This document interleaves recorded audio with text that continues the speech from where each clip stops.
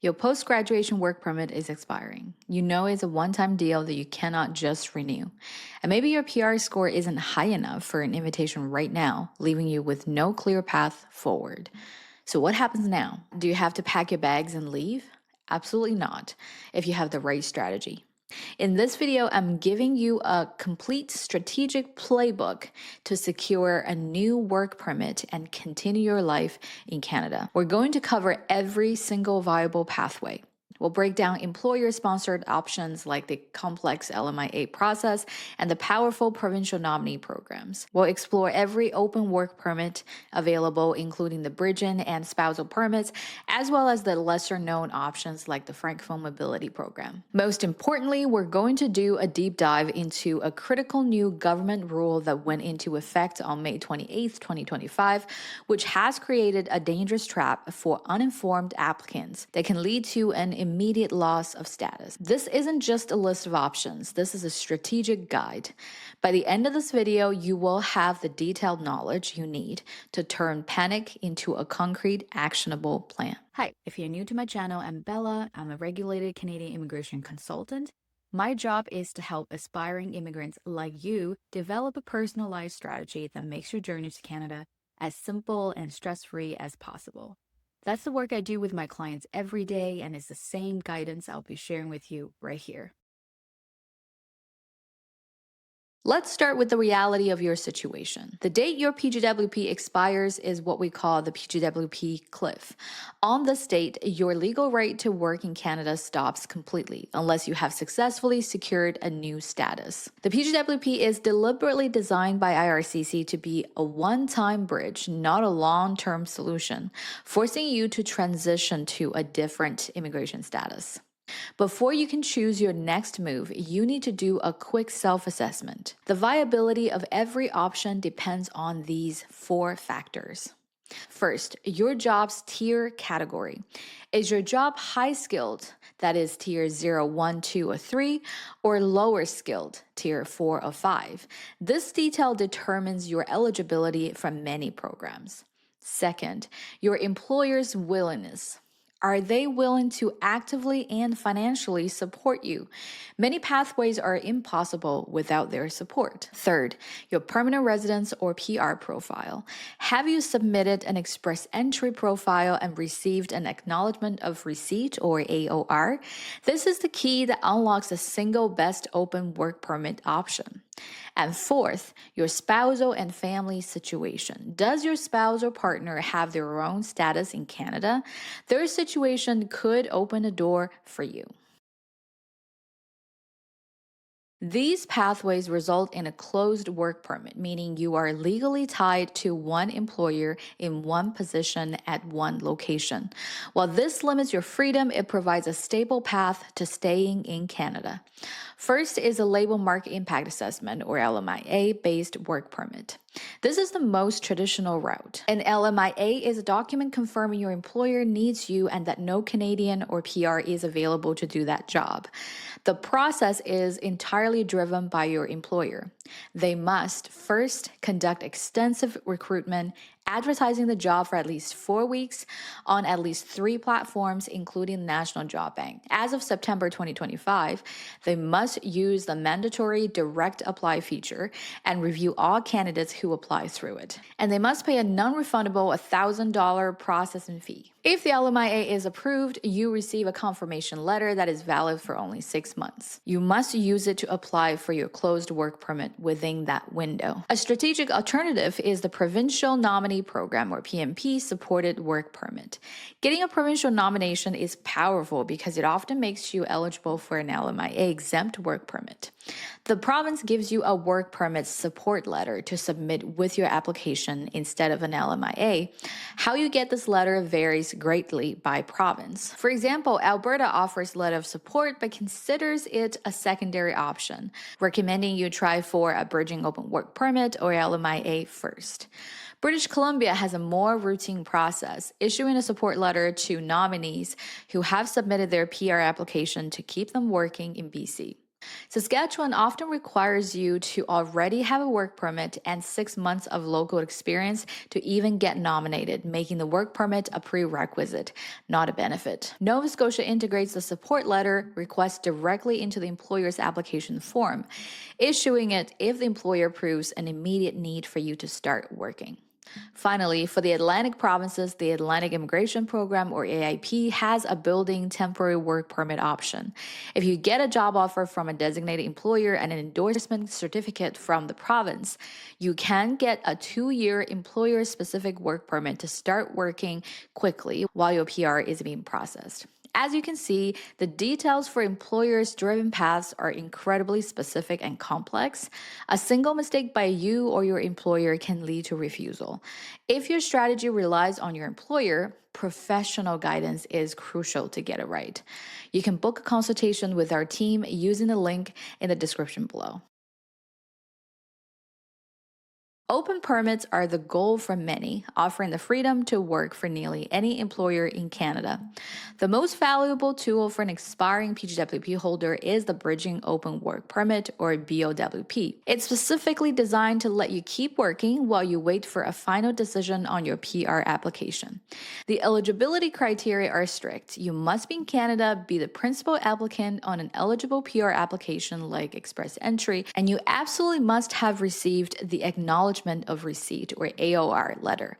That AOR is your golden ticket. If approved, a BOWP is typically issued for 24 months, providing stability and peace of mind. Next is the Spousal Open Work Permit, or SOWP. You can get SOWP in 2 main ways. 1, if you are being sponsored for PR from inside Canada by your Canadian spouse or partner and have received an AOR on that application, this path remains largely unrestricted. 2, based on your partner's temporary status. This is where a major policy change has had a huge impact. As of January 21st, 2025, spouses of most work permit holders, including PGWP holders, can only get an SOWP if the principal worker is employed in a high-skilled job, that is, a job in tier 0, 1, 2, or 3. This means securing a high-skilled job is now critical not just for your own PR, but for your family's ability to work in Canada. Beyond these, there are a few niche options. International Experience Canada, or IEC, is a program for youth from countries with reciprocal agreement with Canada. The Francophone Mobility Program is an LMIA exempt but closed work permit for French-speaking individuals hired for skilled positions outside of Quebec. Significant benefit and intra-company transfers are highly specialized categories and are generally not applicable to recent graduates on a PGWP. This is the most important section of this video. Understanding these rules, especially the new changes, is critical to avoid a catastrophic loss of status. The concept you must know is maintained status. If you submit an application to extend your stay before your current permit expires, you can legally remain and continue working under the same conditions until a decision is made. However, maintained status is fragile. If you leave Canada while waiting for a decision, you lose it. On May 28, 2025, IRCC has implemented a major change to stop applicants from filing dummy applications just to prolong their stay. This has eliminated a critical safety net. Here's the difference. Before, if you were on maintained status and your first application was refused, you could submit a second application. While you couldn't work, you could legally remain in Canada while that second application was processed, buying you more time. Now, if your first application was refused and your second application was submitted after your original permit expired, that second application will be automatically refused and you will immediately fall out of status. There is no more second bite at the apple to buy time. This makes submitting a complete, accurate, and approvable application the first time your only viable strategy. Hi, if you've got any value from this video so far, don't forget to hit the like and subscribe buttons. It will really help push my content to more people in your situation. And feel free to leave a comment or questions down below. If you do fall out of status, your only lifeline is restoration of status. This is an emergency provision, not a strategy. You have a strict 90-day deadline to apply from within Canada. You cannot work while awaiting a decision, and approval is never guaranteed. If your application is refused, you must understand why. Common reasons include incomplete documentation, inadmissibility issues, or concern about the employer. Your options are to reapply after fixing the issues, or if you believe the decision was legally unreasonable, you can apply to the federal court for a judicial review, but you must do so within 15 days of receiving the refusal. These new maintain status rules are unforgiving. A single missing document or small mistake can now lead directly to losing your legal status in Canada. Don't risk it. Before you submit anything, book a consultation, use the link below to have our team review your file and ensure that it is flawless.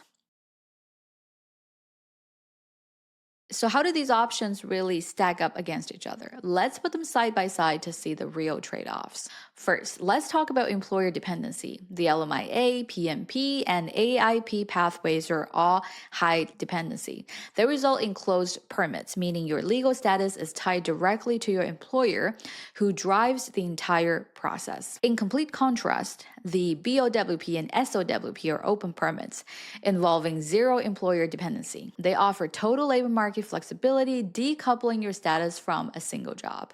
Next, consider the prerequisites and timelines. The LMIA path is the longest and most complex, often taking 3 to 6 months just for the LMIA decision before you can even apply for the permit. PMP and AIP are medium-length processes, but depend on provincial processing times.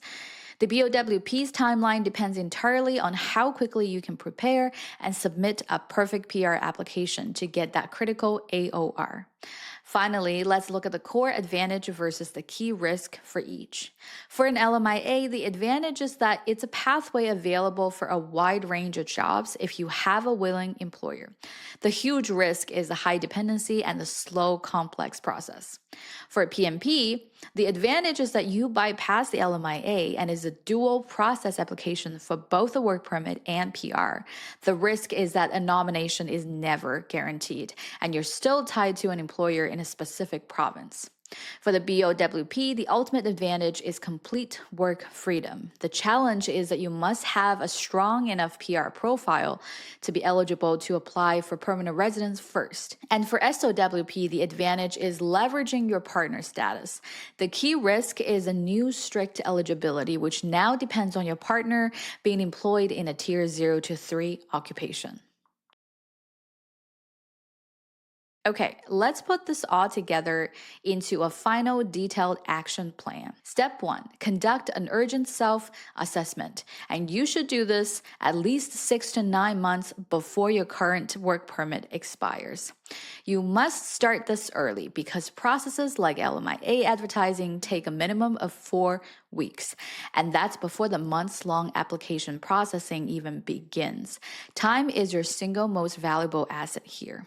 Talk to your employer. This needs to be a direct and honest conversation. You need to ask them specifically, are you prepared to undertake the time, the administrative burden, and the cost of over $1,000 for an LMIA application, which include months of public advertising?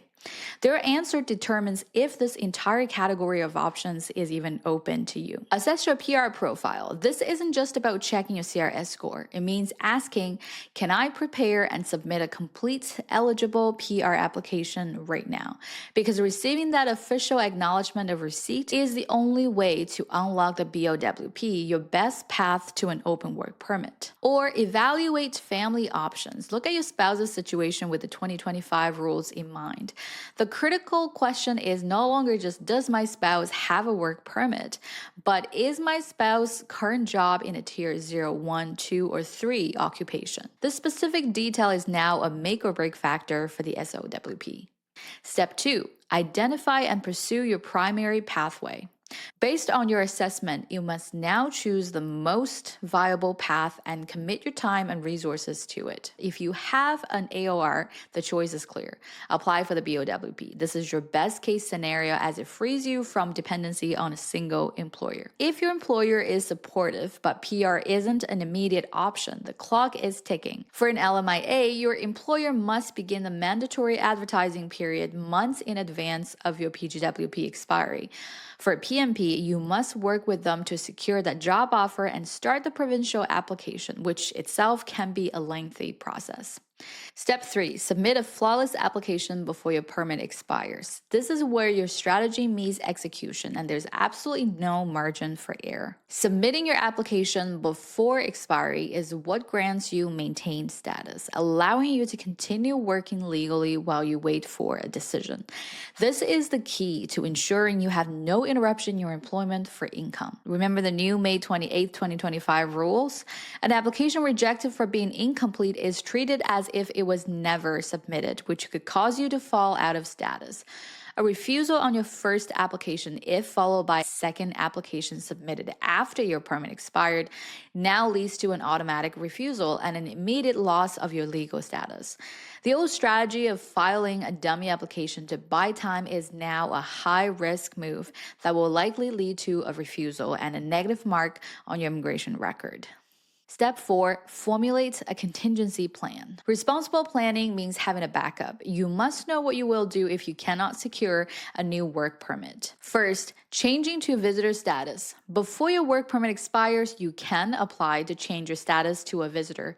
This is a crucial move that allows you to legally remain in Canada to wrap up your affairs or prepare your next steps. You cannot work as a visitor and must prove that you have enough funds to support yourself during this time. Second, restoration as a last resort. If you do fall out of status, you have a strict 90-day window to apply for restoration. Understand this is a last resort. You cannot work while awaiting a decision. There's no guarantee of approval, and if it is refused, you must leave Canada. The expiration of your work permits is a defining moment. It demands a strategic, proactive plan, not a last-minute panic. The rules have become stricter, the safety nets have been removed, and the stakes for getting it right have never been higher. Your future in Canada is too important to risk with an incomplete or ill-advised application. Given the complexity and the recent policy changes, seeking advice from a licensed Canadian immigration professional is the safest way to navigate your options effectively. If you're ready to build your clear, actionable strategy, use the link in the description below to book your one-on-one consultation with our team today. If you've made it this far to the video, thank you so much for your support. And if you get any value from this video, don't forget to hit that like and subscribe buttons because it will really help push my content to more people in your situation. And if you feel like this video would be helpful for somebody else, by all means share it. And if you have any comments or experience you would like to share, feel free to leave them in the comments below. Thanks for watching. See you in my next video.